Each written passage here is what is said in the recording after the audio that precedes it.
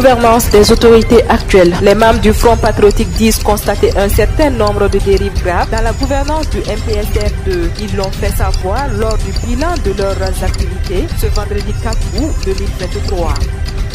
On parlera sport dans ce journal avec Hugues Fabrice Dango qui a remporté la médaille d'or au triple saut des 9e Jeux de la francophonie avec un saut de 17,11 mètres hier jeudi 3 août 2023. Mesdames et messieurs, voilà ce qui constitue la une de l'actualité de ce vendredi sur la radio B24. Auditeurs, auditrices, bonjour et merci de nous rejoindre dans ce journal présenté par Sali Ouattara.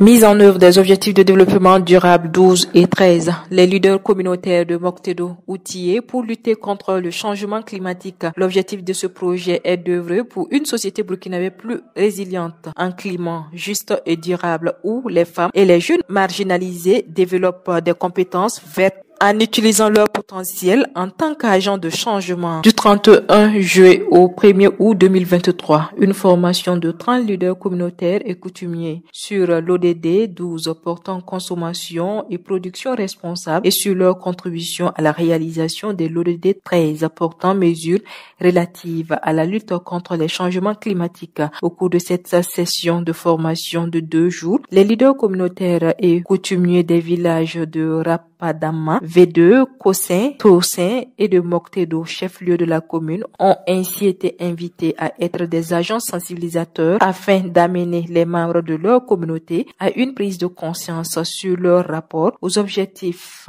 et produits utilisés, aux déchets générés et à leur impact sur la planète. Aide humanitaire au Burkina Faso. Le programme Mécanisme de réponse rapide, une initiative de 4 ONG internationales, à savoir Action contre la faim, Danish Réfugiés, Concile, Humanité et Inclusion et Solidarité internationale. Il a été mis en place en 2019 selon Thomas Bertrand Owono, directeur pays d'Action contre la faim et l'aide du consortium.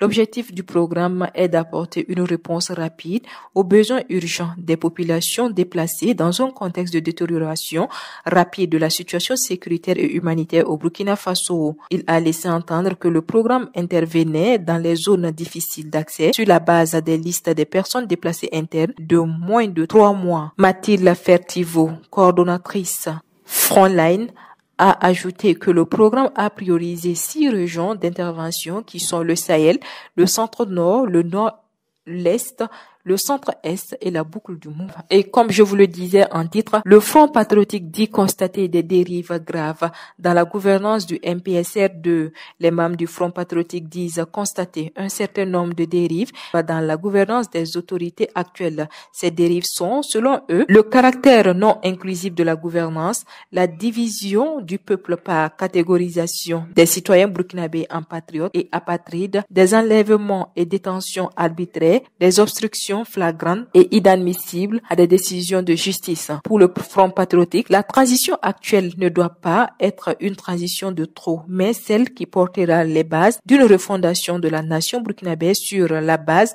d'un contrat social dont le contenu reflétera les aspirations populaires qui sont celles de voir des réformes engagées au sein des institutions, et ce à travers un chemin structurel sous forme d'impact républicain qui servirait de référentiel de gouvernance et de cohésion sociale. Par ailleurs, le Front patriotique déplore le manque de concertation inclusive pour poser le diagnostic des obstacles au marasme sociopolitique et économique auquel est confronté le Burkina Faso. Le Premier ministre, Maître Apollinaire Joachim Kielem de Tambela, a reçu hier jeudi 3 août 2023 à Ouagadougou des mains de la Majesté Naba Kango de Tambela une enveloppe financière de 653 500 francs CFA représentant la construction des fils et filles du canton de Tambela à l'effort de paix. Cette contribution provient de l'ensemble des 14 villages du canton de Tambela. Le chef du gouvernement a tout d'abord loué l'effort effectué par les habitants du village dont il est issu.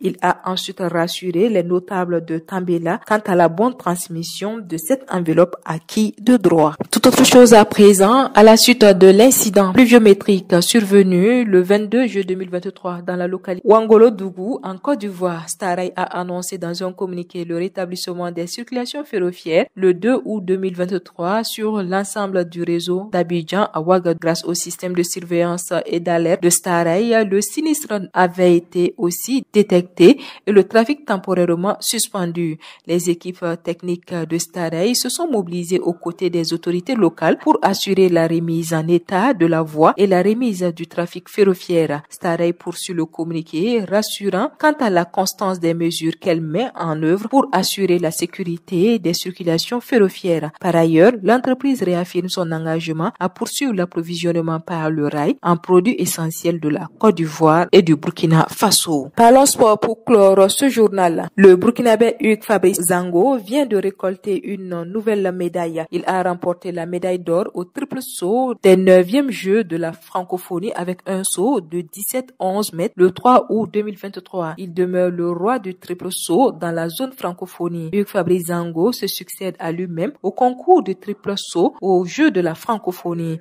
Le triple sauteur burkinabé a écrasé la concurrence en réalisant un bond de 16,91 m dès le premier saut le jeudi 3 août 2023 à Kinshasa. Toujours au 9e jeu de la francophonie, Reinatou Monet, après l'or remporté dans la course de 100 mètres en handisport, a décroché une nouvelle médaille au saut en longueur chez les dames le jeudi 3 août 2023 à Kinshasa. Elle devance la Nigérienne Sadatou Mahamadou Chanson et la Congolaise Boulanda Chimirayi. Voilà, c'est ici que s'arrête l'actualité de ce vendredi 4 août 2023 sur la radio B24. Merci à vous qui nous avez suivis tout au long de cette semaine. Je vous retrouve lundi. En attendant, l'actualité se poursuit sur www.radiob24.net et sur www.burkina24.com.